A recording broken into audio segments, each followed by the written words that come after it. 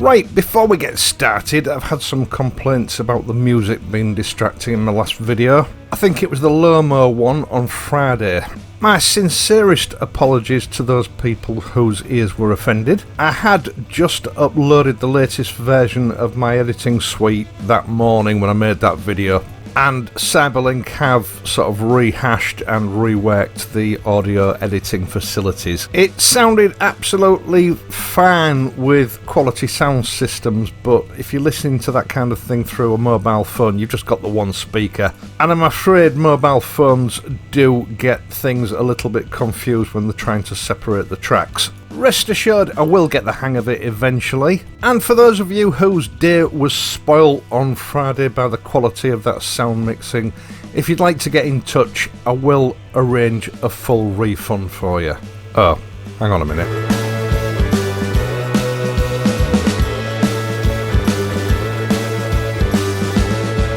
Right, so today's subject is tyres. This is a contentious subject, I know, and I don't get many comments through the comment sections on videos, probably because people are worried about the reaction that it's going to start an argument. But it's always been a regular question by email and messenger, and even through my patrons page. Now, generally speaking, emails and messenger, I tend not to reply. I simply don't have time. Patron, however, people are helping to support this channel, so I do give them a time and I give them some answers, or answers as I see it, my view. Now, the purpose of this video is not to tell you what brand and model of tyre to choose. It's to arm you with some facts, just a bit of common sense really, so that you are armed with the correct tools to make your own decisions. The questions that I'm asked really are all about the same subject, but there's two sort of distinct categories that I've identified through those questions. One is the Pirelli Phantom Sports Comp tyre, and the other question that sometimes accompanies this is, which make and model of tyre should I choose for my bike? This make and model has been recommended, or that make and model has been recommended. Which one should I go for? Which one is the best in your opinion? Let's start off with the Pirelli Phantom Sports Comp tyre. I think I know what started this off. A couple of years ago I watched a motorcycle review on the Interceptor and the Continental GT. I think it was an Indian channel here on YouTube. Now, from what I remember, it is quite a big channel, and in his best pseudo Top Gear style, he gushed about the bike but then proclaimed that the Pirelli Phantoms were no good in wet weather on wet roads. Now, I immediately lost interest in that review from that point on, because I'd been using Pirelli Phantoms for at least 3 years prior to that, and they're a very capable tyre in wet weather. In fact, as a once trained accident investigator, this little statement of his told me one thing and one thing only, and that was that during the time he'd been testing this bike, when it started raining, he'd failed to adapt his riding style to the weather and road conditions, obviously resulting in the tyres losing traction at some point. It wasn't the bike or the tyres, it was him. Now, for decades it has been common practice to blame accidents on weather conditions, road conditions, and sometimes that is genuinely the case. But more often than not, the responsibility for the accident was down to the rider or driver, because they'd failed to adapt the riding skills to suit the road conditions. But without reliable witnesses, it was always almost impossible to prove that, so blaming the accident on the road conditions was always a get out of jail free card. Now, to make matters worse, traction control and ABS, both of them often come into play here.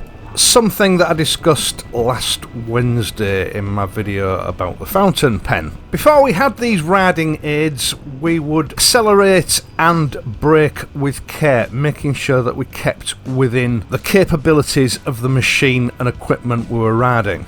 But with the advent of these riding aids, attitudes changed. Riders in general stopped exercising that level of care and simply relied on the traction control and the ABS as a safety net to keep them safe when they pushed the bike too hard. In fact, riders do now routinely push the bike too hard, knowing that that aid is there. They're an added safety feature, not a replacement for good judgment and riding skill. Now, we all know that water is a lubricant, and if you put that on a road surface between the road surface and your tyre, adhesion to the road is going to be compromised. It's not a new thing, we've known that since we first started driving and riding. It's simple physics. So, if you accelerate or brake too hard, traction will be lost. With any tyre, no matter how good it is. And the Pirelli Phantom is actually quite an accomplished tyre under these circumstances. It's no better or worse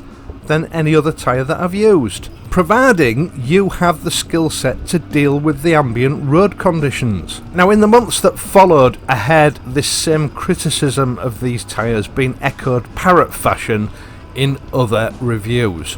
And inevitably, like Chinese whispers, it eventually filtered down to the Facebook pages and the forums, to the point where I was regularly receiving emails from people that had ordered an Interceptor or a Continental GT or a Triumph Bonneville T120, and it was their intention to have the tyres changed before they even took delivery of it for something better, because they'd heard that the Pirelli Phantom is rubbish in wet weather. Seriously, you couldn't make it up. So the advice that I'm now going to give out publicly to people in this quandary is, don't change your tyre. It's a perfectly good tyre. Leave it on your bike when you take delivery of it and see how you go. And then worry about what tyre to put on your bike when it's time for a replacement. Now, I'm not saying that the Phantom is the best tyre in the world. What I'm saying is, it is a good mid-range tyre for the type of bike that it's routinely fitted to. It's a safe, competent tyre. I hear people complaining about them tramlining, you know, where the bike will squirm when you go over road markings or repairs in the road, that kind of thing. I've never owned a bike that doesn't do that, and I've owned all different types of bikes with all different makes and models of tyres on them. That's just something bikes do.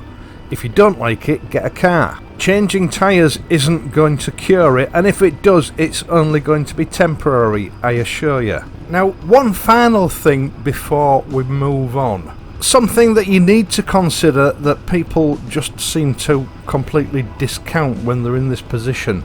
Triumph and Royal Enfield both fit these tyres to their modern classic bikes, and during the development periods of these bikes they fit and test many different tyres. Now, yes, to some extent the cost of these tyres will be taken into account when they choose a tyre to fit to their models, but manufacturers do not routinely fit unsafe tyres to the bikes. Think about it.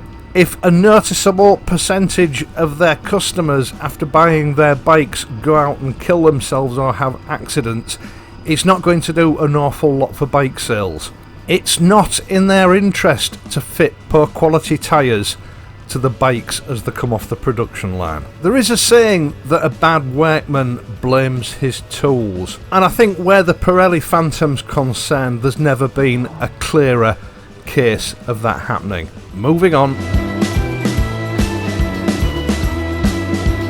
Right, so you're in that position that we all found ourselves in from time to time. Your existing tyres are well worn and you're looking for a replacement, and obviously you want that replacement to be the best you can afford. So you jump onto the forums or you jump onto the Facebook pages and you start looking for other people's opinions of what tyre to go for.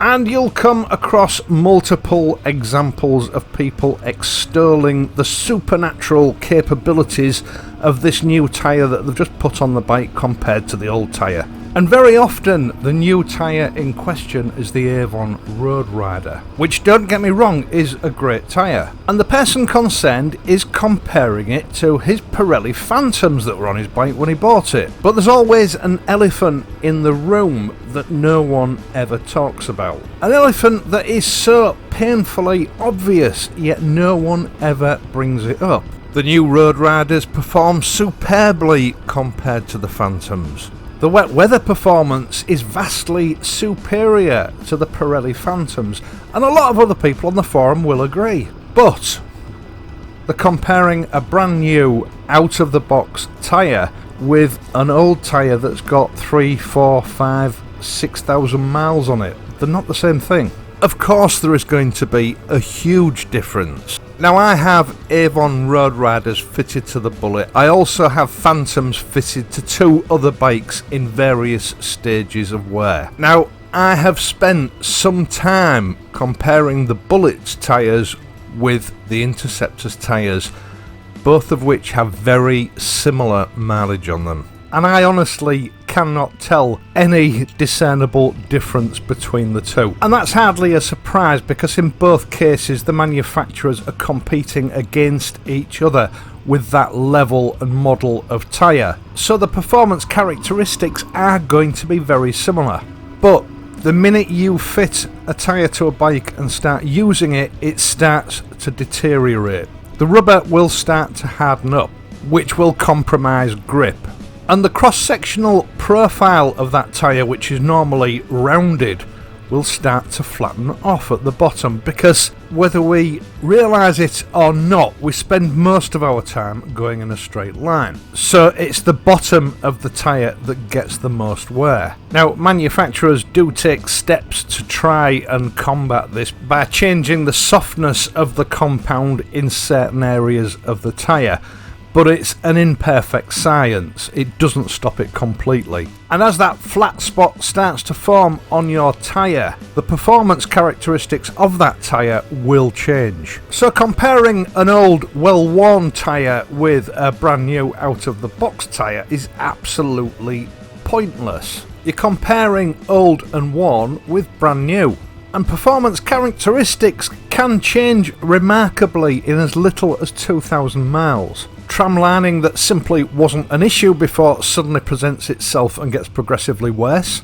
That flat spot presents a more acute angle as you're leaning, which will affect cornering performance. And that's before we even try to ascertain whether that guy kept his old tyres at the correct pressures or not, which again are going to affect performance. And low tyre pressures being the biggest culprit known for prematurely wearing tyres. It is unfortunate that that reviewer 2 years ago said what he said on that video because of his own ignorance. It's also unfortunate that other people continued to parrot it until it eventually reached the forums and the Facebook pages. But I can pretty much guarantee that if that reviewer had been riding that bike and it had Avon Road Riders fitted to it and he'd made the same comment, people would now be saying that Avon Road Riders are rubbish and the Pirelli Phantoms are your best bet. This is one of the biggest pitfalls of social media, and I would wager that hundreds of people have needlessly wasted perfectly good Pirelli Phantom tyres and have fitted Avon Road Riders, wasting money for no good reason. Money that could have been put to far better use on other things. The choice of tyres for this kind of bike are reasonably limited. There's not a huge selection. Putting aside budget tyres, when you need to change your tyres, the best advice I can give to you is just to select a quality tyre from a well-known brand that fits your budget. All tyres have their strengths and weaknesses when directly compared with each other, but one thing I can tell you is that no single tyre is a silver bullet, the cure to all your problems. There will always be a compromise in some way. All tyres have their strengths and weaknesses, but they're often blown out of proportion. The likes of you and I would never be able to tell the difference between them. Right, once again, thank you so much for watching this video. I really do appreciate the time that you put aside twice a week to listen to me. I hope you've enjoyed this video, or at least found it useful. If you have, please leave a like and please subscribe to the channel. Now, if you are subscribed, don't forget to hit the notification bell and enable all notifications in your settings, I've sort of found out that that's why a lot of people are not being notified when I upload new videos. I am of course going to be back on Friday, so until then, please ride safely, and I'll see you soon.